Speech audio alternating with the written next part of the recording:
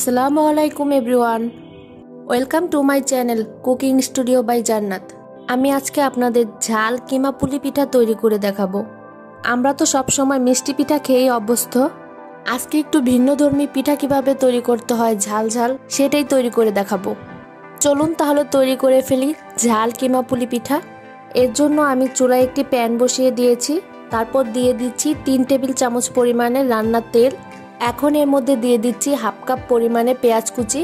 এবার পেঁয়াজটাকে আমি হালকা একটু ভেজে নেব। এই পেঁয়াজটা খুব বেশি ভাজার দরকার নেই, হালকা একটু রংটা চেঞ্জ হয়ে আসলে এর মধ্যে দিয়ে দিব আমি 1 চা চামচ পরিমাণে আদা বাটা আর 1 চা চামচ পরিমাণে রসুন বাটা। দুইটা আমি একসাথে পেস্ট করে নিয়েছি। এখন এটাকে আমি 4-5 মিনিটের মতন ভেজে নিব।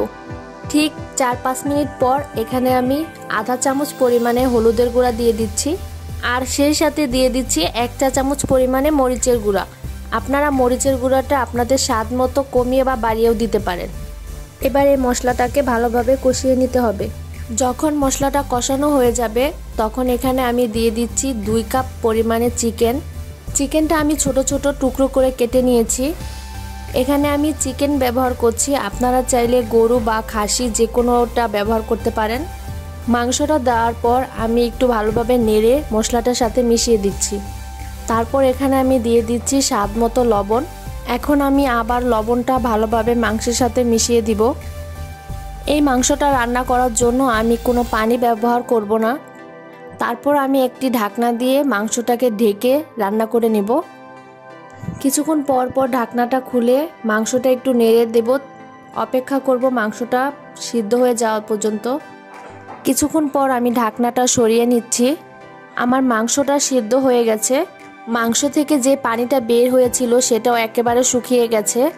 এখন আমি এর মধ্যে দিয়ে দিচ্ছি 1 চা চামচ পরিমাণ জিরা গুঁড়া, আর দিয়ে দিচ্ছি হাফ চা চামচ গরম মশলার গুঁড়া।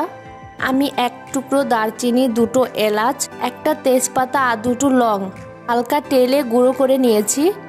সেখান থেকে আমি হাফ চা চামচ ব্যবহার করেছি। এবারে সব কিছুকে আবার ভালোভাবে মিক্স করে নিব।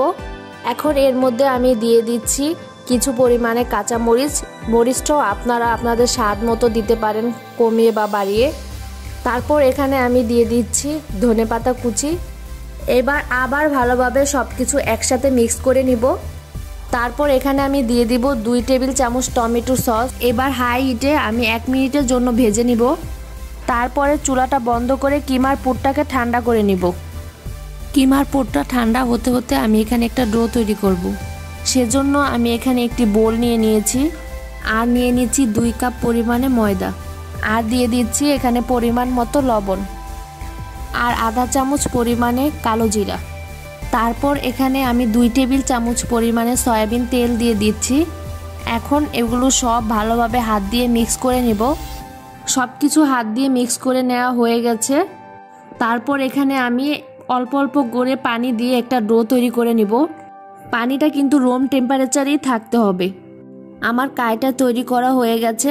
এখন এটাকে আমি একটি ঢাকনা দিয়ে ঢেকে 15 মিনিটের জন্য রেখে দিচ্ছি। 15 মিনিট পর আমি এই কাইটাকে 4টা ভাগে ভাগ করে নিব। পর এখান থেকে একটা ভাগ নিয়ে আমি একটা রুটি বেলে নিব। রুটিটা খুব বেশি মোটা বা খুব বেশি পাতলা হবে না, আমরা যেমন আটা রুটি তৈরি করি তার থেকে একটু মোটা হবে। এবার আমি রুটিটা থেকে ছোট ছোট করে কেটে নিচ্ছি। এবার আমি কাটা রুটি থেকে একটা ছোট রুটি এখানে নিয়ে নিয়েছি, আর ঠিক রুটিটার মাঝ বরাবরই চিকেনের সেই পুরটা দিয়ে দিচ্ছি। এবার এভাবে উল্টে সাইড থেকে আমি একটু ভাঁজ করে দিচ্ছি। তারপর আঙ্গুল দিয়ে আমি একটু চেপে দিচ্ছি। এতে করে সাইডটা খুব ভালোভাবে লেগে যাবে, খুলে যাওয়ার আর কোনো চান্স থাকবে। এখন একটা কাঁটা চামচের সাহায্যে একটু এভাবে ডিজাইন করে দিচ্ছি।